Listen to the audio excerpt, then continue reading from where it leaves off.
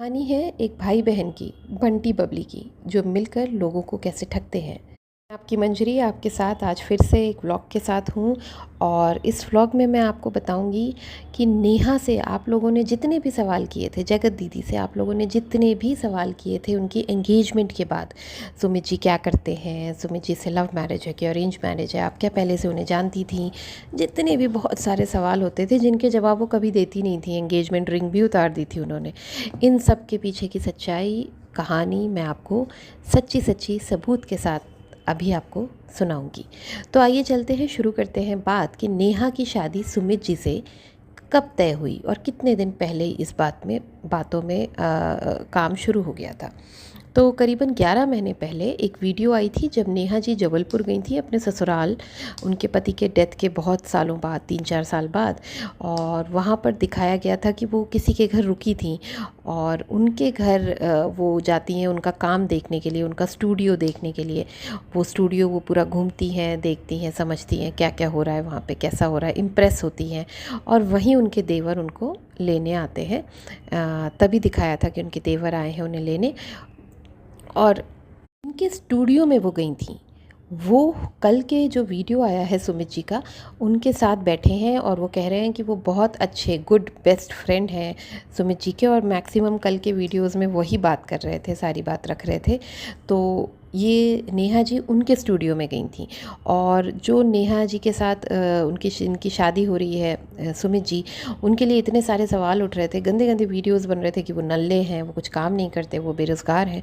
तो उन सब का जवाब भी कल ही मिल गया कि वो जो स्टूडियो है वो उनके फ्रेंड और सुमित जी का है और वो ये काम करते हैं। तो वो बिल्कुल क्लियर हो गई पिक्चर, क्योंकि उनके पुराना वीडियोज़ आप जाइए, जगत दीदी के पुराने 11 महीने के पहले वीडियोज़, जबलपुर वाले वीडियोज़ देखिए तो आपको क्लियर हो जाएगी ये पिक्चर। कुछ भी मैं अपने मन से जोड़कर नहीं बोल रही हूँ, सब सबूत के साथ वाईटी पे मौजूद है, वही देखकर एनालाइज कर कर रिसर्च कर कर बोल रही हूँ।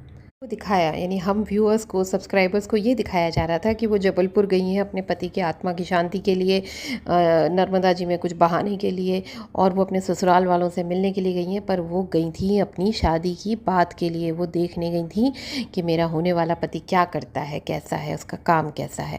तो वो वहाँ पर जो आंसू बहा रही थी विक्स लगाकर, जो भी हो रहा था वहाँ पर, वो वैसा नहीं था जैसा हमें दिखाया जा रहा था। दीदी जी ने जब स्टूडियो देखा और समझा कि भाई मैं भी यूट्यूबर हूँ और ये स्टूडियो वीडियो वालों से शादी करके मेरा फ्यूचर आगे ब्राइट ही है, तो उन्होंने इस मैरिज के लिए शायद हाँ कर दी होगी। और इधर नेहा जी का, यानी जगत दीदी जी का वीडियो आता है कि भाई मेरा पक्ष अभी रखना बाकी है।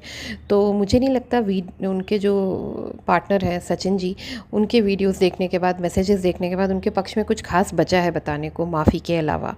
ठीक है, उधर दोनों के वीडियोस एक साथ आते हैं, सुमित जी का भी वीडियो आता है कि भाई हमें परेशान ना करें, बहुत हो गया, इसको ख़त्म करें। तो मतलब सुमित जी अभी भी दीदी जी के इन्फ्लुएंस में हैं, वो अभी भी इमोशनल ड्रामा में फंसे हुए हैं, इसीलिए वो अभी भी उनकी कही हुई काम में लगे हुए हैं। उन्होंने कहा होगा तुम इतने बजे वीडियो लाना, वो उतने बजे लाए बेचारे, जो कहा हो गया होगा वैसा ही किया उन्होंने। नेहा जी अपनी देवरानी कंचन को, जिसको वो पहले गुड़िया गुड़िया कहती थी, कंचन नाम से कभी संबोधित नहीं करती थी कि कहीं उसका चैनल पॉपुलर ना हो जाए, तो उस गुड़िया या उस कंचन को थैंक यू कहा उनके भाई ने और उन्होंने, क्योंकि वो उनके लिए सामने आई उनका फेवर करने के लिए। तो पहले तो कभी उन्होंने अपने ससुराल के बारे में कुछ खुलकर नहीं बताया, हमेशा बस गरियाया, गालियाँ दी। उनकी माँ ने भी कहा कि एक दिन खुल के बैठ के बता दे तेरे साथ क्या हुआ था ससुराल में, लेकिन उन्होंने कहा नहीं नहीं मैं कुछ नहीं बताऊँगी, मैं कुछ नहीं बोलूँगी, शायद कुछ था ही नहीं बोलने को। आज जब उनके सास ससुर, उनकी देवरानी देवर सबको सामने रख के हम पुराने वीडियोज़ में देखते हैं, समराइज़ करते हैं, तो लगता है कुछ था ही नहीं गलत। तो मुझे लगता है उनकी जो आज़ादी थी वही वहाँ पे खलन हो रही थी, जिसके कारण वो मायके में रह रही थी। सबके साथ ही कई ऐसे लोगों के वीडियोस सामने आ रहे हैं, जैसे कि आकांक्षा अनकू गुप्ता।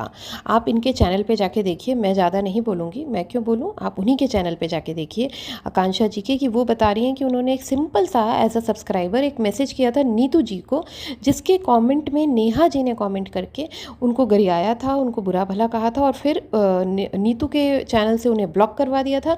खुद ने ब्लॉक नहीं किया था और खुद उसको कॉमेंट कर रही थी, पर्सनल DM कर रही थी और उससे लड़ाई लड़ रही थी, वो भी सामने आई हैं। उन्होंने भी अपना एक्सपीरियंस बताया है, आप उनके चैनल पे जाके देख लीजिए। दूसरा पीड़ित उनका है जेसिका गुप्ता, जो भी अब सामने आ रही हैं और अपने चैनल के द्वारा बता रही हैं कि कैसे नेहा जी अपने फ्रेंड्स को अपनी इच्छाएं पूरे करने का साधन बनाती थी। अगर उन्हें बाल स्ट्रेटनिंग कराना है तो एक विधवा कराने जाएगी तो लोग बातें बनाएंगे, तो वो एक दोस्त के सहारे कि भाई दोस्त करवा रही है, मैं क्या करूं, ऐसे करके कर लेती थी। जैसे उन्हें पायल पहननी थी तो एक दोस्त से कहा पायल पहना दे, थोड़ा रो लूँगी और पहन दूँगी। जैसे उन्हें चूड़ियाँ पहननी थी तो उन्होंने कहा कि भाई शादी में, भाई की शादी में नीतू नीतू मोहरा पहना देगी, है ना, नीतू महना नहीं, नीतू मोहरा, ठीक है। तो मुझे लगता है कि मैंने उनको जितने भी वीडियोस में देखा है वो सजी धजी ही दिखती थी। तो ये ड्रामा क्यों, चूड़ी पहनाने का, पायल पहनाने का, स्ट्रेटनिंग कराने का, वो सब कुछ करती थी। और आजकल के समाज में ये सब कुछ कहीं पे भी वर्जित भी नहीं है, कहीं पर भी कोई कह भी नहीं रहा है इसके मतलब उसके लिए। लेकिन वो सिर्फ इमोशनल ब्लैकमेलिंग, इमोशनल ट्रॉमा के लिए लोगों को इस्तेमाल करती थी। उनकी जो दोस्त मंडली थी वो सिर्फ इसीलिए थी कि वो कब किसको अपनी तरह से इस्तेमाल कर सकें, और सब लोग वहाँ पे, कोई किसी का बॉयफ्रेंड गर्लफ्रेंड नहीं था, लेकिन सब लोग उसके इस्तेमाल हो जाते थे। क्यों? क्योंकि ये खुश हो जाएगी, बेचारी विधवा है, परेशान है, एक बच्चे की सिंगल मदर है, गरीब है, खुश हो जाएगी, बस इसलिए। तो इस बार जो हुआ ना, चाहे वो जेसिका हो चाहे वो अंकु हो, इस बार क्या हुआ है कि एक अलग मोहरा फंस गया है सचिन, जो कि उल्टा पड़ गया है। भाई कहते हैं ना, एक बिहारी सब पर भारी, तो वही हो गया है। और अब ये उस रायते को समेट नहीं पा रही हैं। तो हम देखेंगे तो अगर इसको समराइज़ करें इस कहानी को, तो जेसिका है, आकांक्षा है, नीतू है, मीसू है, सरिता है, सचिन है, और ना जाने कितने हैं जो वाईटी पर हैं। और कई, ये सब तो वाईटी वाले हैं, वाईटी के बाहर भी कितने होंगे इनके साथ अगल बगल वाले भी जो प्रेजेंटली मोहरा बने हुए हैं, इमोशनल ब्लैकमेलिंग हो रहे हैं, वो है अलका जी, अंकुर सक्सेना जी, ये सब बाद में रोएंगे।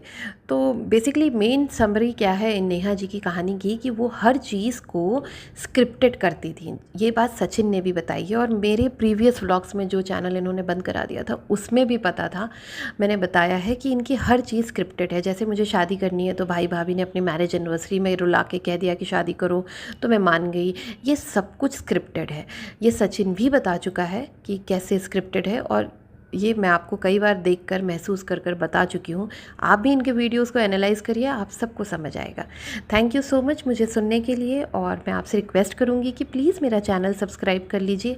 कुछ खास नहीं जाता, जस्ट बेल आइकन दबा दीजिए, सब्सक्राइब हो जाएगा। Thank you so much.